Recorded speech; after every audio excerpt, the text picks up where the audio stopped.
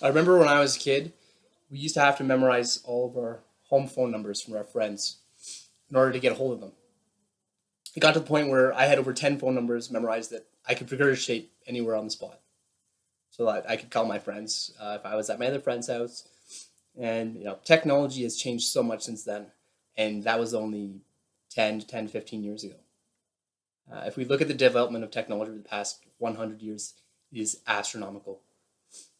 Nowadays, everything's online. All of our personal information, our phone numbers, our banking information, our credit card information, our phone numbers for our friends are all saved now onto our cell phones. We can instantly access them. Do you ever wonder who has access to it and what they're legally able to do with it? Companies, governments, the companies that create the apps that we share all of our personal information on, what are they able to legally do with it?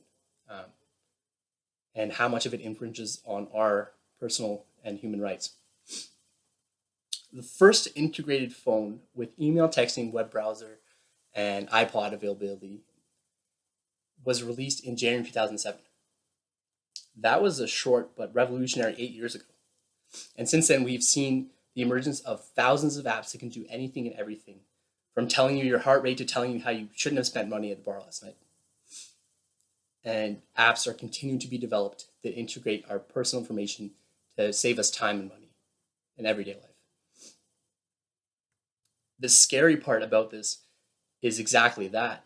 They have all of our personal information on these phones.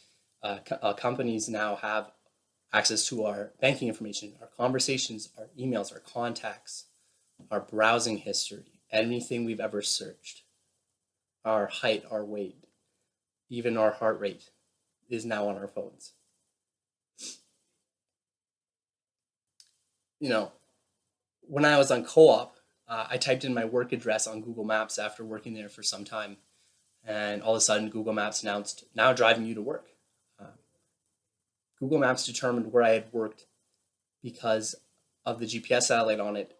It had timed and figured out I'd work the same time every day, 8 to 5, and deduced that that was where I worked. That address that I typed in.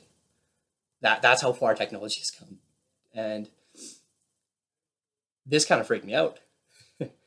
And nowadays, even for people my age to function in society, we have to have Facebook. We have to have LinkedIn. That's a mandatory thing to meet with people and to show people your work history. You know, there's all of our personal information is now online.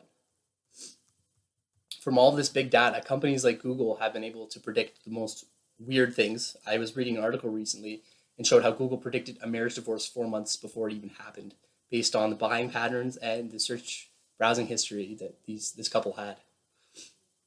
I think it's great that we have all these automated things now in our pockets that can save us so much time and money.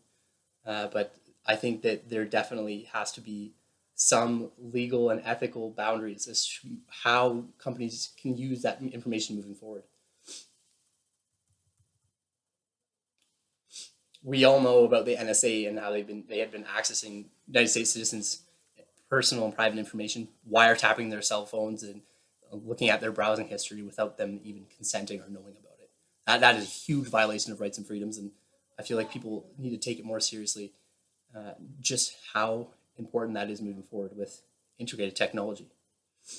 Currently in Canada, citizens are voting on Bill C-51. Bill C-51 is aimed at reducing terrorism.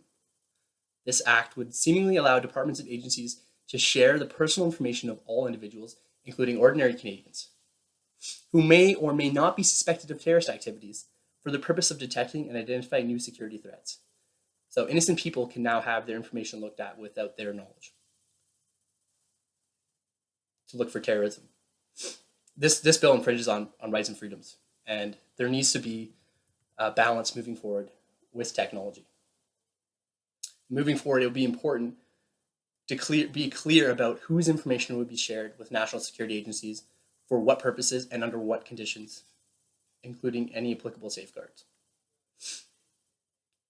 Albert Einstein said, "It has become appallingly obvious that our technology has exceeded our humanity." And that was in his lifetime, in the late 1900s, before technology he even knew existed today. So moving forward, I caution you to be wary of what you post online and to stay up to date with the legal implications of information sharing. Thank you.